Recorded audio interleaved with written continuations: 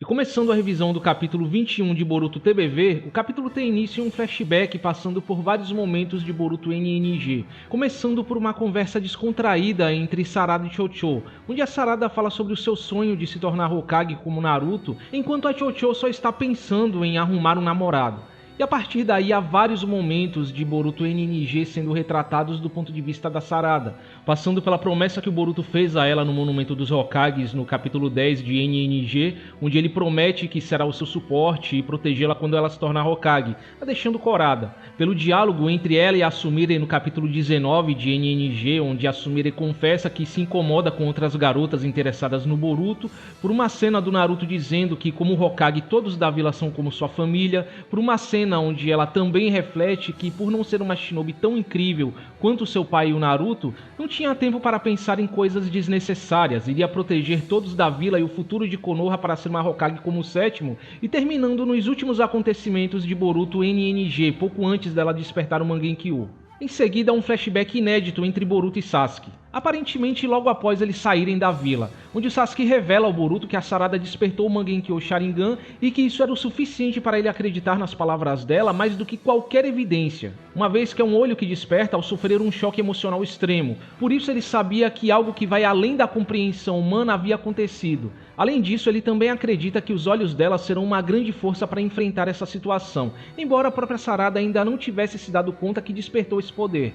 Chegaria o dia que ela compreenderia, mesmo que intuitivamente, que é capaz de fazer algo com sua própria habilidade por conta própria. A partir daí, a história volta para o presente, onde a Sarada está enfrentando o Ryu. Todos os ataques de areia de ferro do Ryu contra a Sarada são absorvidos pela esfera negra acima deles. Nisso, a Sarada pede para que o Mitsuki cuide de Oda e Araya, concentrando-se em se proteger.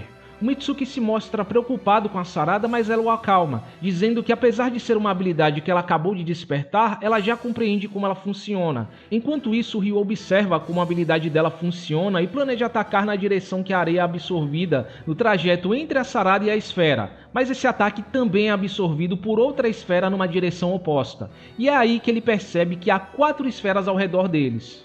Até que em um certo momento, tanto o Ryu quanto a Sarada começam a levitar. Em paralelo, o Mitsuki, que estava assistindo tudo, começa a entender que o poder da Sarada se trata de algo que manipula a gravidade. Em resumo, as esferas estavam exercendo forças gravitacionais. O Ryu, a areia de ferro e a própria Sarada estavam sob efeito dessas forças, enquanto todos os outros elementos ao redor, incluindo quem estava assistindo, só não estavam sendo afetados porque a Sarada tinha a capacidade de escolher especificamente o alvo que seria afetado.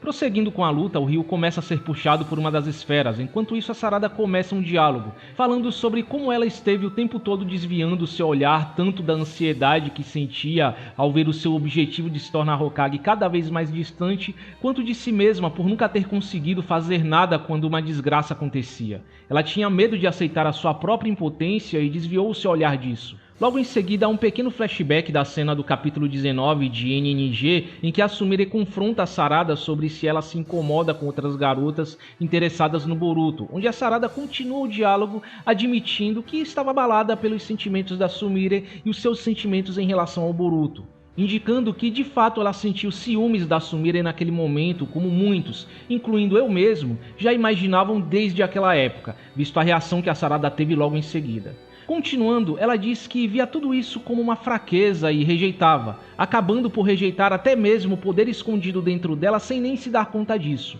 Nisso, Ryu fica confuso e tenta atacá-la, mas acaba ficando preso na esfera. A Sarada continua dizendo que não iria mais desviar o olhar, se ela ficasse fugindo de si mesma, não conseguiria encarar a realidade na frente de seus olhos e não poderia salvar ninguém. Enquanto isso, Ryu tenta escapar através de um Tsumeaka, mas a gravidade era forte demais e ele acaba não conseguindo se mover.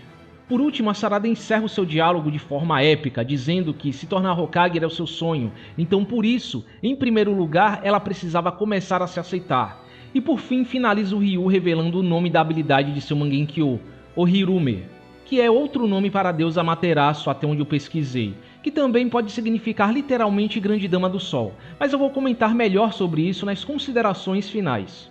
Bom, prosseguindo, logo após isso, o Ryu explode em vários fragmentos que se convertem em uma alma espinhosa, como aconteceu com Hidari, e a Sarada desmaia de exaustão por falta de chakra.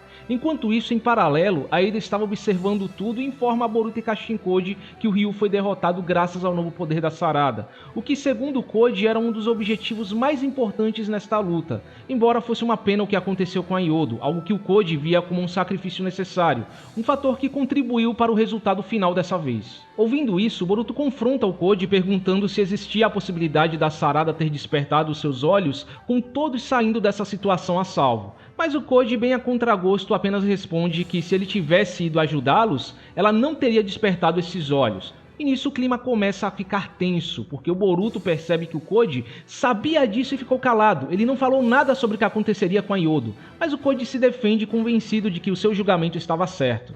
Em seguida, o Boruto pergunta o que vai acontecer com Konohamaru e o Code hesita em responder. O Boruto insiste, mas o Code apenas o relembra do que pode acontecer se ele aparecer na frente da Matsuri. O Jura vai capturá-lo num piscar de olhos e ele será morto, pois as Shinjus compartilham parte de seus sentidos com o Jura, bem como já havia ficado implícito no capítulo passado. O Code viu esse resultado em vários cenários. E chegando ao final do capítulo, voltando à missão em Suna, a Matsuri está prestes a matar o Konohamaru, revoltada por ele tê-la enganado, até que de repente ela é atingida por uma Shuriken. Era o Boruto que, ignorando os avisos do Code, havia se teleportado até lá através de um dos pedaços de metal que eles encontraram. Nisso, antes mesmo que a Matsuri reagisse, o Boruto simplesmente a corta em pedaços, mostrando uma extrema velocidade. Porém, o Jura ainda assim acaba percebendo a presença dele e assim o capítulo termina. Agora, indo para as considerações finais, em geral eu diria que esse talvez tenha sido um dos melhores capítulos de Boruto TBV em vários aspectos, especialmente no que diz respeito ao desenvolvimento da Sarada, seja emocional ou como heroína de Shonen. Mas indo por partes, os flashbacks, apesar de terem tomado mais 8 páginas, não chegaram ao ponto de quebrar o ritmo dos acontecimentos por terem sido colocados logo no começo, o que eu achei uma boa escolha, e também tiveram a sua importância especialmente em ilustrar a evolução dos sentimentos da Sarada pelo Boruto. Vimos do ponto de vista da Sarada como os sentimentos dela pelo Boruto foram evoluindo com o passar do tempo, se transformando em amor desde a promessa que ele fez para ela no Monumento dos Kages. O discurso da Sarada em meio à luta contra o Ryu, refletindo sobre como sempre considerou seus sentimentos uma fraqueza, admitindo suas incertezas, falhas, medos, evidenciando os conflitos internos que ela estava tendo que enfrentar, que o seu sonho de se tornar Hokage entrou em conflito com os seus sentimentos pessoais, fazendo com que ela fugisse deles, foi foda pra caralho, pois mostra que ela nunca deixou os seus sonhos em segundo plano como até mesmo eu acreditava. Ela só não estava sabendo conciliar isso com os seus sentimentos mais pessoais, aceitando que o que ela sente é parte de si mesma. Isso até me lembrou um pouco o treinamento do Naruto na Cachoeira da Verdade, onde ele conseguiu passar após aceitar a si mesmo o seu poder. De certa forma, essa situação desempenhou o mesmo papel para a Sarada, onde estamos vendo a Sarada adolescente cheia de incertezas ficando para trás e a Sarada Hokage nascendo. Em um primeiro momento, todo esse conflito que a Sarada está tendo sobre os seus sentimentos pode até parecer meio contraditório com a mensagem que o Naruto passou para ela no Gaiden. Afinal, a Sarada que foi estabelecida no Gaiden veria os sentimentos como uma fraqueza que deve ser deixada em segundo plano? Sendo que foi justamente no Gaiden onde ela entendeu o valor dos sentimentos e dos laços? Bom, eu acho que nesse caso dá para interpretar que entender o amor de seus pais um pelo outro é algo completamente diferente de aceitar os seus próprios sentimentos românticos por alguém. A mensagem passada no Gaiden tem um contexto completamente diferente, com foco nos sentimentos e laços familiares. Então eu não acho que o Gaiden entre em conflito com essa situação. Mas de qualquer forma, tudo isso humaniza muito a personagem, dá a ela novas camadas, sendo uma personagem mais realista e profunda do que parecia anteriormente, mostrando que ela não é perfeita, está aprendendo e evoluindo com seus erros exatamente como Naruto. Aliás, muito do que ela disse nesse discurso, intencionalmente ou não, conversa muito com o processo de amadurecimento e os problemas que alguém que está saindo da adolescência, indo para a idade adulta, tem que enfrentar, como conflitos entre sua vida pessoal, seus sentimentos pessoais e a busca por seus sonhos e de sua carreira. Algo decisivo na vida de qualquer pessoa, mas que nem todo mundo sabe como conciliar ou se decidir. O capítulo também esclareceu melhor a questão da razão da Sarada ter usado o Mangekyō só agora. Diferente do que eu achava no capítulo passado, onde eu disse que ela sabia que tinha um Mangekyō, mas não estava usando por causa de um bloqueio emocional, ela simplesmente não sabia que tinha despertado. O que ao meu ver deixa tudo muito mais fácil de aceitar para os fãs. Pelo menos agora não vai ter ninguém alegando que ela estava sendo egoísta ou algo do tipo, por supostamente segurar esse poder pelo bem do Boruto. Lembrando que a gente já tem precedentes disso acontecendo antes. Isso já aconteceu com ela antes. Ela despertou o Sharingan quando ainda era bem pequena e só quando estava mais velha, lá no Gaiden, pelos seus 11 anos, ela percebeu que tinha um Sharingan.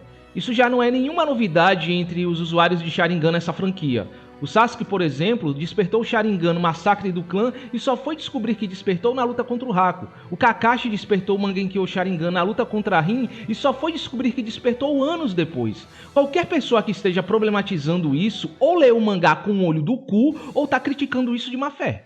Mas enfim, em todo caso, eu acho que a análise geral que eu fiz no capítulo passado não muda apesar desse detalhe. Ela ainda tinha um bloqueio emocional envolvendo aceitar os seus sentimentos pelo Boruto. E no fim ela entendeu que o vínculo que ela tinha com o Boruto não é algo que ela tinha que ter receio de admitir, é algo que lhe dá forças. O que eu interpreto agora é que ela conscientemente não sabia que tinha um Mangekyō, mas inconscientemente sabia e estava bloqueando esse poder por causa de suas inseguranças e conflitos internos. E foi isso que a Yodo sentiu no capítulo passado. Ao aceitar os seus sentimentos e perceber o fato de que o Boruto é a sua pessoa especial, a pessoa que ela quer proteger, que permitiu que ela usasse o Mangekyō Sharingan. Em geral, conviver com suas incertezas e se aceitar como você é, foi a grande mensagem que toda essa situação passou. Um passo importante no amadurecimento e evolução da Sarada como personagem, talvez mais um degrau na jornada de autodescoberta que ela vem tendo desde o Gaiden, eu diria. Por isso que, para liberar todo o seu potencial, primeiro ela precisa se entender, sempre foi assim. Ela sempre foi uma personagem mais complexa em comparação ao restante do elenco de Boruto, sempre fazendo perguntas sobre si mesma e o mundo ao seu redor. E acho que Ikemoto soube se manter bem consistente à essência da personagem. Minha única ressalva é que eu acho que poderia ter tido um prenúncio, uma melhor construção desse conflito.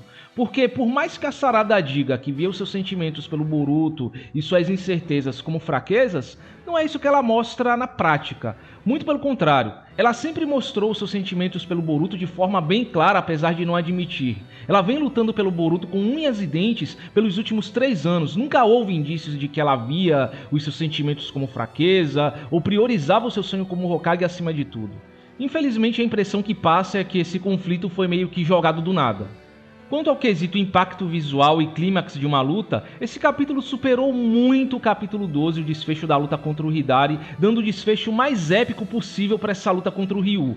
A arte e composição dos painéis desse capítulo, para os padrões do Ikemoto, foram excelentes. Acho que foi um dos capítulos mais focados na parte visual que Boruto já teve nos últimos tempos. Justamente por isso que muitas páginas tiveram painéis enormes, dando mais foco no impacto visual, que dessa vez pessoalmente não me incomodou ou atrapalhou o ritmo do capítulo no geral. Me arrisco a dizer que, visualmente falando, tá no top 3 dos melhores capítulos de Boruto no geral, apesar de não ter uma luta tão intensa quanto o capítulo 19. O Ikemoto conseguiu passar muito bem o desespero que o Ryu foi sentindo à medida que foi percebendo que os seus poderes eram inúteis, e a Sarada foi retratada de forma ameaçadora e badass em todos os painéis desse capítulo. Dou um destaque especial ao painel onde ela está prestes a derrotar o Ryu e fala o nome da técnica, o Hirume, que foi impactante pra caralho, dando a ela um ar de superioridade, olhando o Ryu de baixo pra cima enquanto levita, quase como uma deusa de fato. Certamente vai virar um daqueles painéis icônicos da personagem. O Ikemoto, sem dúvidas, fez um excelente trabalho em desenhar a Sarada nesse capítulo. Dá para perceber que ele colocou um esforço especial aqui. O desempenho da Sarada na luta também dispensa comentários. A Sarada quebrou qualquer expectativa que eu poderia ter tido aqui. No capítulo passado, eu esperei que ela fosse mais como uma suporte, lutando em conjunto com Araya e Mitsuki, mas não, ela liderou a situação aqui, basicamente conseguindo lidar com o Ryu sozinha, sem fraquejar ou ter pena dele. Acho que foi um destaque mais do que merecido para a personagem e realmente me surpreendeu. Essa nova habilidade do Mangekyō Sharingan, Orihume, é provavelmente a habilidade habilidade mais quebrada e versátil que a franquia já introduziu, tendo uma natureza mais próxima de um Shibaku Tensei, só que controlável, do que do Kamui, como eu observei na revisão passada. E sinceramente, eu agradeço, porque controle de gravidade é um poder muito mais interessante do que um buraco negro que absorve as coisas. Essa habilidade sozinha combina ninjutsu de absorção, levitação, designação de alvo e controle de gravidade. A habilidade sozinha combina ataque, defesa e mobilidade. E ainda, vários desses buracos negros, por assim dizer, podem ser criados ao mesmo tempo. Aliás, essa habilidade lembra muito o Sanzen Daisei Isekai de material puzzle. Para falar a verdade, é praticamente igual, talvez tenha sido até inspirada nela. Eu li essa obra até onde eu achei a tradução em inglês, mas em nível de comparação com um mangá mais conhecido, lembra muito a forma como o Shiki de Eden Zero, que é um personagem focado em manipulação da gravidade, usa suas habilidades. E quem já leu esse mangá sabe muito bem como as habilidades de manipulação da gravidade podem ser interessantes e versáteis se bem utilizadas. É bem como eu disse revisões atrás, os personagens precisam ter o nível que os vilões atuais exigem, e para Sarada bater de frente com os Rito Shinjus e Otsutskis, ela precisa ter um poder à altura. Mas ainda não diria que foi mostrado o suficiente para ficar acima do Kamui e do Obito, por exemplo. E também, como toda habilidade, ela deve ter as suas fraquezas e limitações que podem ser exploradas pelos inimigos. Uma delas que eu acho que já ficou evidente nesse capítulo é a falta de chakra da Sarada. Ela não consegue manter essa habilidade ativa por muito tempo e acredito que, diferente do Shibaku Tensei, que é capaz de criar uma lua, deve haver algum limite de massa que essa habilidade pode atrair. Sem falar na questão da cegueira, que é um dos obstáculos que a Sarada tem que superar. Creio que através do Byakugou, que sozinho já resolve todos os problemas quanto à falta de chakra e degeneração do olho. E só lembrando que o Mangenkyo não se treina, por motivos mais do que óbvios, porque é um poder que deixa o usuário cego cada vez que se usa. E sempre ficou implícito que o usuário já consegue usar as habilidades de forma inerente no momento em que usa pela primeira vez. Aliás, esse capítulo só serviu para confirmar essas suspeitas de uma vez por todas. E é importante destacar um detalhe aqui, ela só sangrou por um olho, o que por si só indica que essa habilidade é exclusiva do olho direito dela. Supostamente o olho esquerdo deve ter outra habilidade. Ainda é cedo para teorizar qualquer coisa, mas o meu palpite é que seja um genjutsu, uma habilidade não ofensiva, de suporte, talvez algo fazendo alguma referência ao deus da lua Tsukuyomi, uma vez que Ohirume é na realidade outro título para a deusa Amaterasu, mas vai saber. Eu sinceramente não tenho nenhum problema com a derrota do Ryu, foi um vilão que deu trabalho, não foi uma luta fácil, ele foi derrotado de forma coerente por um poder que ele não consegue superar, e já era óbvio que ele seria o primeiro a ser derrotado desde o começo, visto a urgência em salvar o Gaara. Enfim, diria que foi um vilão que cumpriu bem o seu papel como vilão secundário. Talvez alguns reclamem dizendo que as Shinjus são vilões fracos, buchas e blá blá blá blá blá. Mas como eu já venho dizendo desde o capítulo 5, as Shinjus, tirando o Jura, não podem ser absurdamente poderosas para que haja um equilíbrio nas lutas. Um ou outro além do Jura é que vai se destacar. E entendam que vilões secundários e descartáveis, que só existem para ser obstáculos para os heróis superarem, existem em quase todos os grupos de vilões de Battle Shonen. Sempre vão existir os vilões principais, que serão os vilões mais poderosos e que terão destaque, e os vilões secundários. Mas parece que por algum motivo, cara, tudo em Boruto tem que ser diferente do convencional, né? Me pergunto se tem fã de Hunter x Hunter chorando que o Togashi matou a Pakunoda como se não fosse nada, ou se tem fã de One Piece chorando porque, sei lá, os membros da Baroque Works mal passaram de uma luta contra os Mugiwaras. Não, sabem por quê? Porque a maioria dos fãs de Battle Shonen não são desonestos e arrombados como os fãs de Naruto e Boruto. Até em um capítulo quase perfeito que não há motivo pra reclamar, vocês têm que achar um motivo pra falar merda, pra reclamar. Puta que pariu, velho. Nesse nível, o fandom já tá reclamando dessa obra por esporte, pelo simples prazer de reclamar e ver problema. Em geral, essa luta foi muito boa para os padrões de Boruto até agora.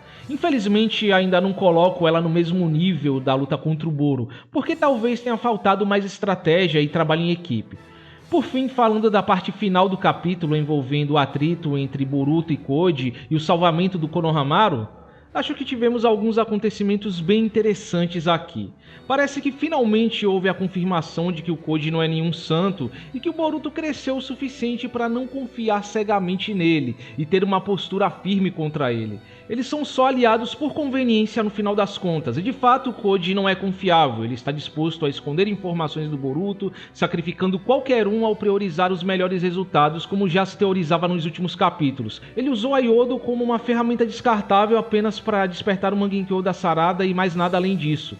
Todo esse time foi escolhido a dedo, talvez com esse único propósito em mente, porque o Mangekyou vai ser importante nas lutas futuras. A derrota do Ryu em si parece ter sido nada mais do que um objetivo secundário, que poderia muito bem ter sido alcançado com outra formação, especialmente sem a Yodo, que de certa forma até atrapalhou. Mas ela precisava estar lá para ser uma peça de sacrifício fundamental para falar o que a Sarada precisava ouvir. E sinceramente eu acho que um personagem como o Koji do lado dos heróis, alguém que está disposto a tudo, incluindo usar os seus aliados como peças de xadrez, era o que faltava em Boruto. Apesar de termos aí o Amado que também pode estar indo pelo mesmo caminho. Eu até achei que demoraria mais para vermos isso acontecer. Eu sei que tecnicamente Boruto pode estar sendo precipitado e colocando todo o plano em risco ao ir salvar o Konohamaru, que ele deveria estar pensando num bem maior, sendo realista, afinal isso tem a ver com todo o destino do mundo, mas o Boruto ainda é um protagonista idealista de Battle Shonen no final das contas. Sacrificar pessoas por um bem maior não faz parte da índole dele, o que significa que não deve demorar muito para acontecer uma cisão entre ele e o Koji, porque definitivamente o Boruto não vai aceitar os métodos do Koji. Ou eles entram num consenso, onde o Koji vai contar todos os detalhes ao Boruto sem esconder informações, ou eles se separam. Tô bem curioso para ver onde é que isso vai dar. E só para constar, ainda mantenho um pé atrás quanto a essa morte definitiva da Yodo, apesar do capítulo dar a entender que ela morreu.